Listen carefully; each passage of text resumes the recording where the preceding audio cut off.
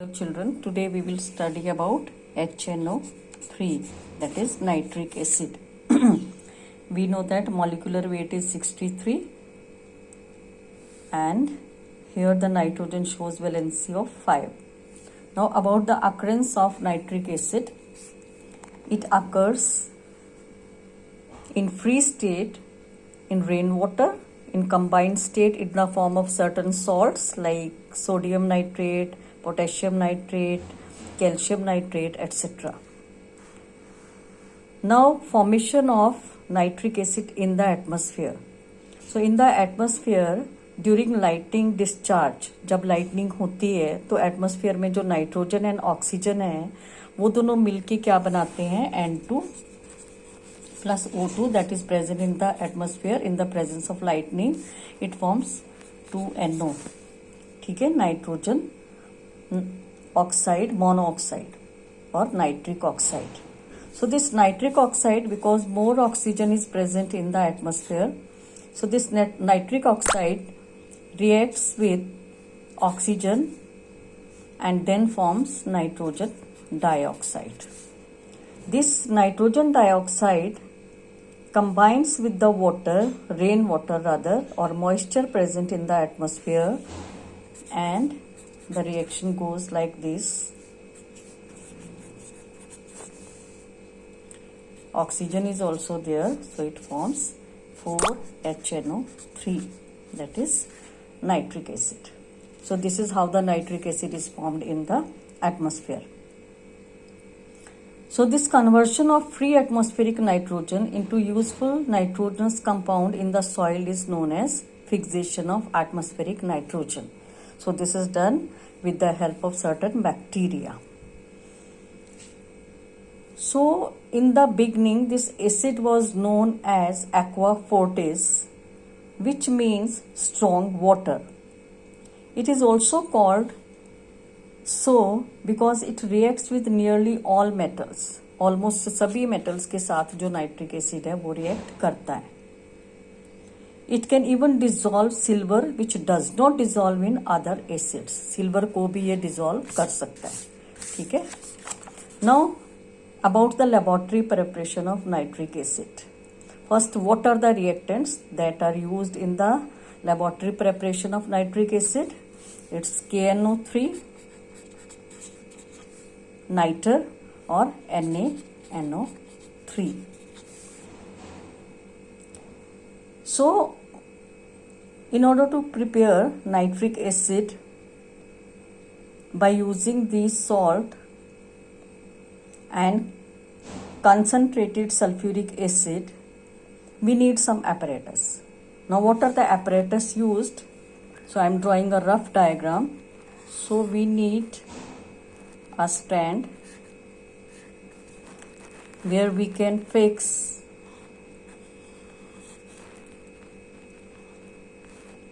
a retort. So retort is a flask which is having side tube.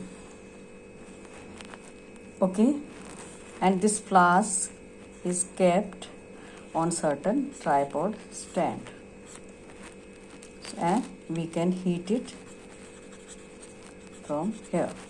So this flask, with the help of clamp, we can fix it here, and obviously we are going to close it with the help of cork.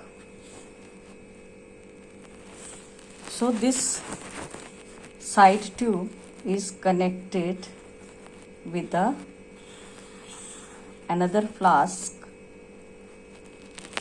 and this flask is fitted over a tub of water.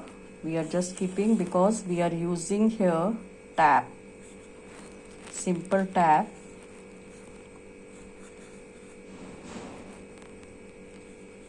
Okay, this is a rough diagram so that you can understand it well, because I am holding mobile in my one hand. So this is a rough diagram. So this flask also we can fix with the help of another stand. Somehow we fix a clamp over here ठीक है, इसको हमने fix कर दिया। और ये जो stand है, रफ डायग्राम है इसका, ठीक है, लाइक दिस।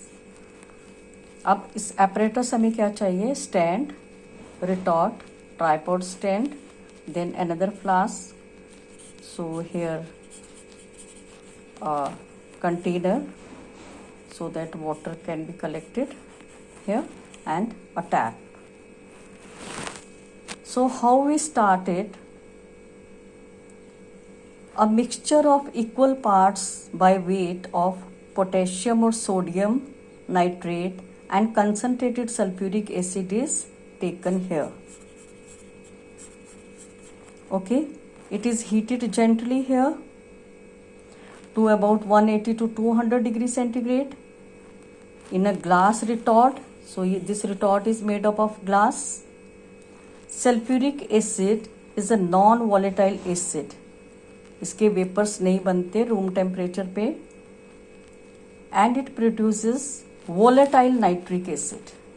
एक non volatile acid concentrated sulphuric acid से हम एक वोलेटाइल एसिड प्रोड्यूस कर रहे हैं। So when the reactants are here, so reactants is either this और this plus concentrated H2SO4, these are the reactants. यहाँ पे रिएक्शन हो रहा है, ठीक है। तो नाइट्रिक एसिड के यहाँ से जो वेपर्स आ रहे हैं उसको हम वाटर डाल के यहाँ पे कंडेंस कर रहे हैं। यहाँ से जो नाइट्रिक एसिड है वो लिक्विड फॉर्म में आ गया, ठीक है। तो ये इसलिए रखा है कि ताकि ये जो वॉश करके इसको हम रिसीवर फ्लास्क भी बोल सकते हैं, सिंपली रिसीवर भी बोल सकते हैं, सिंपल फ्लास्क भी बोल सकते हैं। यहाँ से इसको वॉश करके तो जो वाटर आ रहा है वो यहाँ पे कलेक्ट हो रहा है। Now how the reaction is going on? This KNO3 और NaNO3 when reacting with H2SO4 at below 200 degree centigrade, means 180 से 200 के बीच में हमने टेम्परेचर रखना है। तो better you use below word, because don't use, I tell you that don't use greater or smaller, you make a big mistake. को लिखते लिखते फिर आपको कई बार समझ नहीं आता and you lose marks by using these signs. So it will be better that you use word below or above when you have to show the temperature range. So it will form, with potassium nitrate, it will form KHSO4 and nitric acid. And if we take sodium nitrate, then it will form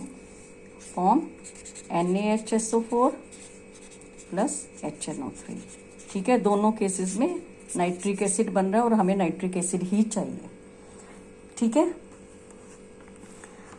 अब मैंने आपको पहले बताया कि इसको हम collection कैसे कर रहे हैं। यहाँ नाइट्रिक एसिड के वेपर्स बन रहे हैं, लिक्विड नहीं है, वो वेपर्स यहाँ आ रहे हैं and they are condensed because we are spraying water on this flask and they are condensed here, means vapors are converted into liquid here and we get liquid nitric acid. So when we collect this nitric acid here, it is light yellow in color. So why it is light yellow? Because of the presence of nitrogen dioxide gas.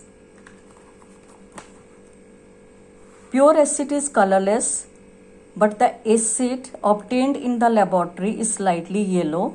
The yellow color is due to dissolution of reddish brown colored nitrogen dioxide. We know that nitrogen dioxide is reddish brown in color, ठीक है। वो अब इसमें dissolve है, इसलिए इसका colour जो है लाइट येलो है। This gas is produced due to the thermal decomposition of a portion of nitric acid. Now the question arises, भाई ये नाइट्रोजन डाइऑक्साइड आती कहाँ से है? तो जो नाइट्रिक एसिड है उसका थोड़ा सा डीकम्पोजिशन हो जाता है और नाइट्रोजन डाइऑक्साइड गैस बन जाती है। अब इसका डीकम्पोजिशन कैसे होता है? यहाँ जो नाइट्रिक एसिड बन रहा है इसका डीकम्पोजिशन हो जाता है 4HNO3. This is the reaction to show the decomposition. It forms water and nitrogen dioxide and oxygen. सो डीकम्पोज हो गया। अब ये जो नाइट्रोजन डाइऑक्साइड यहाँ पे बन गए, this is reddish brown in gas and because of the presence of this nitrogen dioxide the colour seems to be light yellow. The yellow color of the acid is removed, so this color can be removed. So how this color? First, what is the reason? Reason is nitrogen dioxide. Then how can we remove it?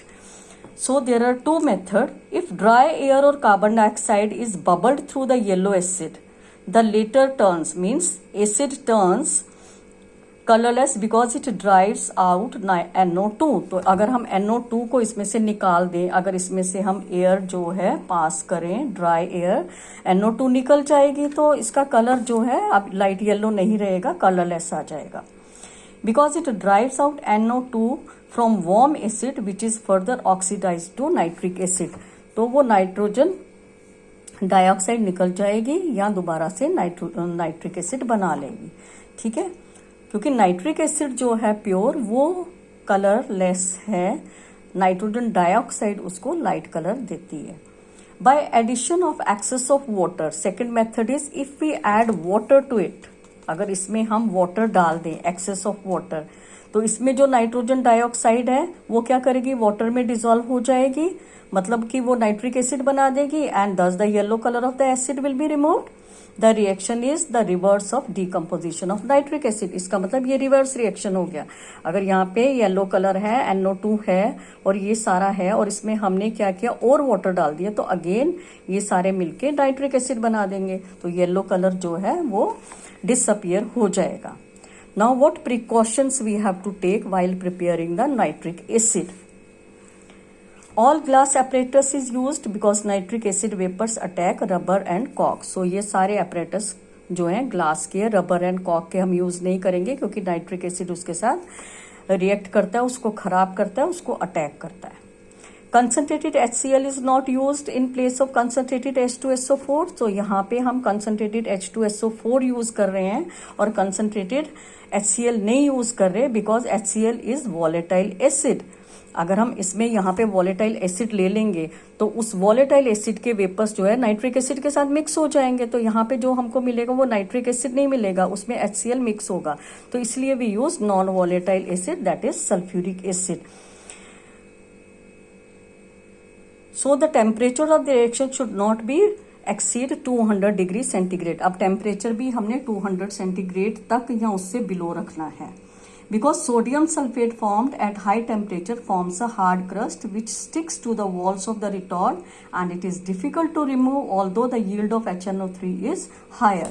No doubt अगर हम above temperature रखें तो HNO3 का yield ज़्यादा होगा, लेकिन ये जो है NaHSO4 या KHSO4 ये जो है apparatus के अंदर एक hard crust बना लेती है, एक लेयर बना देती है जिसको रिमूव करना मुश्किल है और मे बी इस अपरेटस को हम दोबारा यूज ना कर सके और ये यूजलेस हो जाए. इसलिए we keep temperature below 200 degree centigrade because this can be asked in reasoning questions.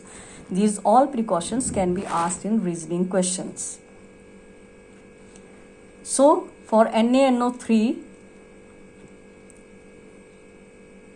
and NaHSO4, if we keep temperature above, then Na2SO4 is formed and at high temperature, so this is difficult to remove. It may damage the glass apparatus और glass apparatus को भी ये damage कर सकता है. The decomposition of nitric acid can also occur. अगर हम ज़्यादा टेम्परेचर रखेंगे तो इसका डिकम्पोजिशन भी हो सकता है नाइट्रिक एसिड का. सो ये रिएक्शन हो सकता है. फिर दोबारा से येलो कलर नाइट्रोजन डाइऑक्साइड बन गया तो ये कलर. सो ये सब को स्टॉप करने के लिए हम इसका टेम्परेचर जो है 200 बिलो रखते हैं. और जब हमें कोई चीज़ जो चाहिए वो 200 बिलो से नीचे ही मिल रही है, then why to waste the fuel. So keeping all these things in mind, so we maintain temperature 200 degree centigrade. अब ये जो व्हाइट क्रस्ट मैं आपको बोल रही हूँ यहाँ पे जो बनती है, ठीक है, अगर हम टेम्परेचर अबाउट 200 रखेंगे तो सोडियम सल्फेट बनेगा instead of, first I told that this layer, so not this layer, not sodium bisulphate, sodium sulphate is formed, Na2SO4 बन जाएगा. और ये Na2SO4 जो है ये लेयर बनाता है, ये लेयर बना देगा और इसको रिमूव करना मुश्किल हो जाएगा and it will stop the further reaction. So we don't keep temperature above 200 degree centigrade.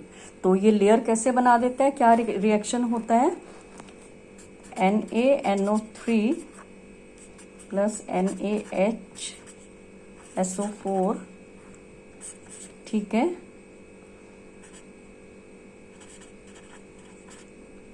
above 200 degree centigrade forms Na2SO4 plus HNO3. अब इसका यील्ड तो अच्छा है above 200 से, लेकिन ये जो लेयर है इसको रिमूव करना मुश्किल है. So we go for this temperature. So I hope this is clear. Any question you can ask me and we will continue it.